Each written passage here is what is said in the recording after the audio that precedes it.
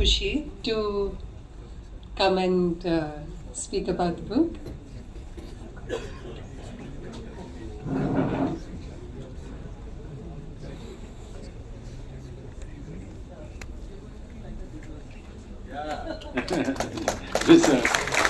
Thank you very much.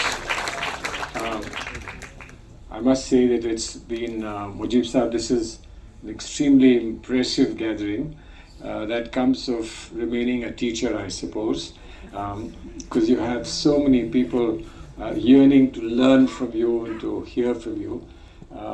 We have a very difficult time as people in public life gathering people who want to listen to you.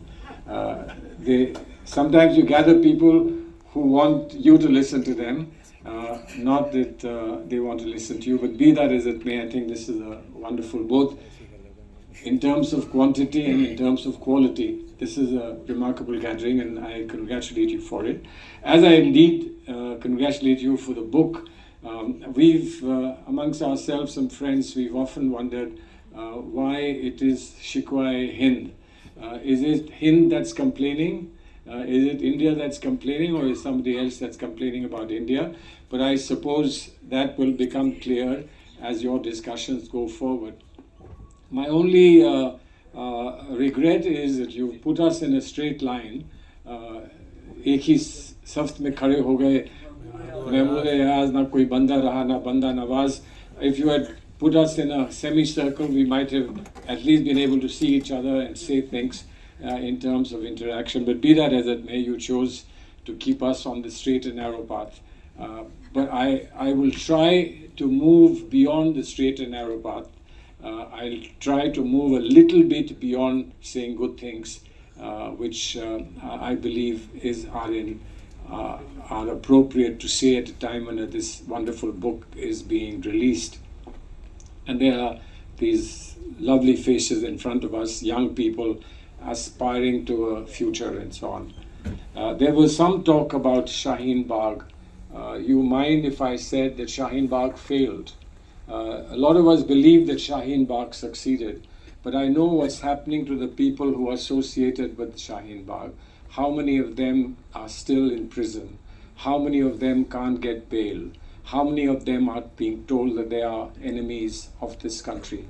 And we quietly move on because life must move on. George Sarkar is just telling me that there is a worrisome thing about what's happening in Bangladesh. But what's happening in Bangladesh can happen here. It's just that Bangladesh is a concentration of much that we have in our country, and the spread in our country prevents things blowing up in the manner in which they've blown up in Bangladesh. But whatever is happening in Bangladesh is terrible. It really is terrible, and we can hardly imagine the implications and the possibilities, the wrong possibilities of how Bangladesh will be handled in the months to come. But be that as it may, the trouble is, and I think you've written a wonderful book, but if you would let me say this, that you've talked about the important moments that have come in the life of Indian Muslims, starting of course with 1947, but presumably you agreed that what happened with Bahadur Shah Zafar and what happened in the First War of Independence was the beginning, which then happened again 80 years later or whatever in 1947, and then you talk about subsequently the things that have happened, going all the way to the riots that happened in Gujarat and the riots that happened subsequently. But there is an important event that you perhaps may have missed out or perhaps were not persuaded to talk about. And I think it's important to know. It's important to know that we disappointed young Muslims of this country. When I say we, I include people who call themselves Muslim leaders. We disappointed young Muslims in this country to the extent that they decided that they would take the law into their own hands. First it happened in Kashmir, then it happened in different parts of India. and we went through the most horrifying pictures of what they did to themselves as they did to many people. Let me just share with you one story that might come handy as you continue to talk to people about this. You remember the explosion that happened in Delhi some years ago, and when the Butler House encounter happened. When the Butler House encounter happened, I was not in government, Kapil Sibal was in government, and so I went to him and I persuaded him to visit Butler House. And I must say that very generously, Kapil said that he would, and very happily agreed. Just before we were to leave for Butler House, I got a message from him saying that I'm being advised not to go. And I said, no, please, you've promised me, and you have to go, because there are big questions. And he finally agreed.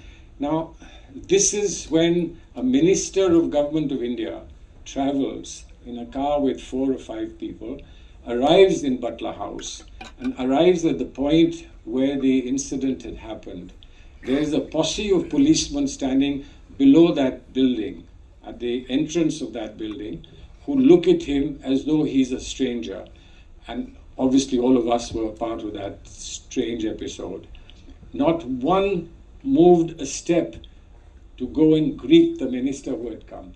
And I think he was so embarrassed. And so were we all around him, that he said, let's go around the colony and see what has happened from the behind. So we went behind, we came and walked up the steps of the building, next to the building where the incident had happened. We got to the roof of that building. We looked from the roof of that building, and we pointed out as to how possibly anyone could have escaped from that building from which they were supposed to have escaped, etc. And then we came down.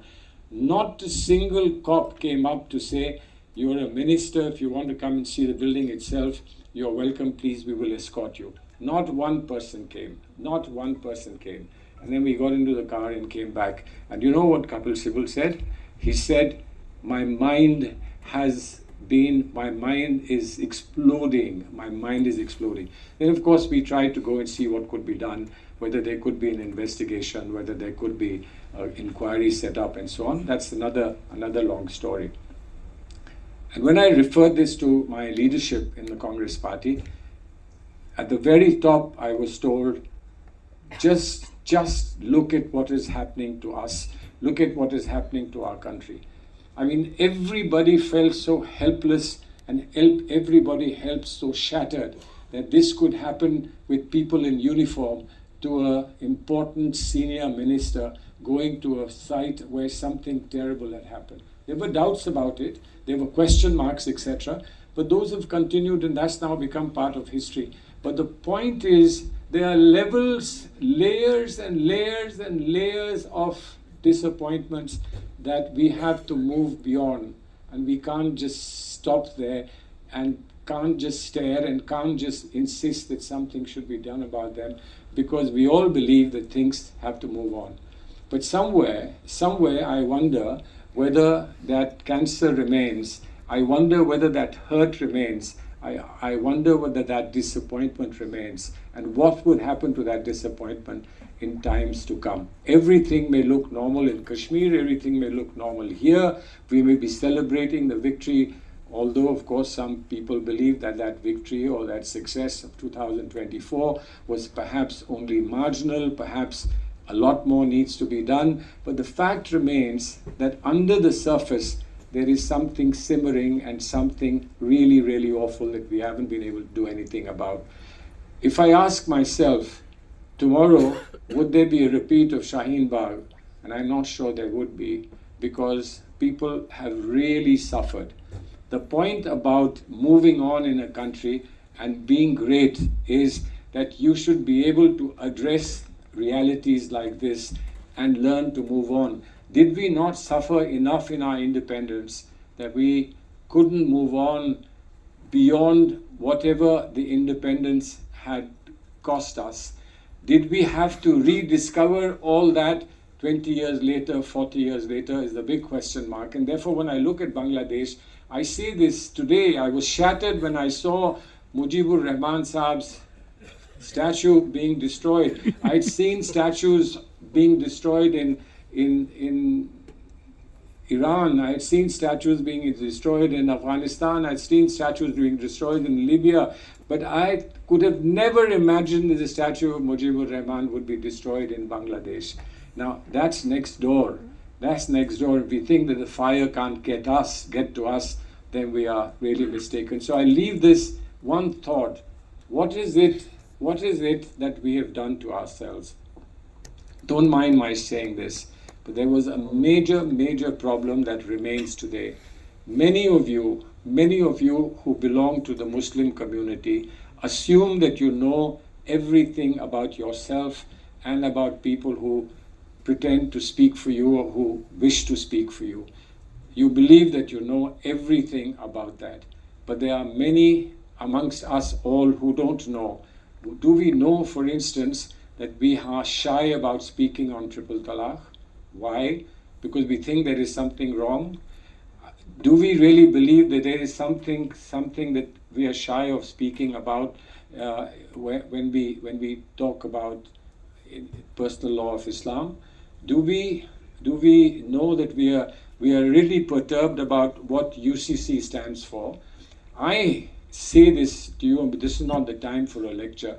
I say to you that we have objective answers on each of these issues. But this country and even our well-wishers believe that perhaps we don't have answers. They are generous, they are comforting, they have an outreach, and they would say, just ignore this for a while, it doesn't matter. The point really is, are there shortcomings that are integral to the part of religion, whichever religion is it, and therefore do we need to just cover up? Or is there something, if we delve deeply, that we can with confidence say that this is not true? This is not true. There is nothing about Islam, there is nothing about Hinduism that causes us to be apart. We are pleased to be able to talk about Sufism and Bhakti movement. But Sufism and Bhakti movement can take us a long way, but the Sufism and Bhakti movement doesn't solve our problems of everyday life.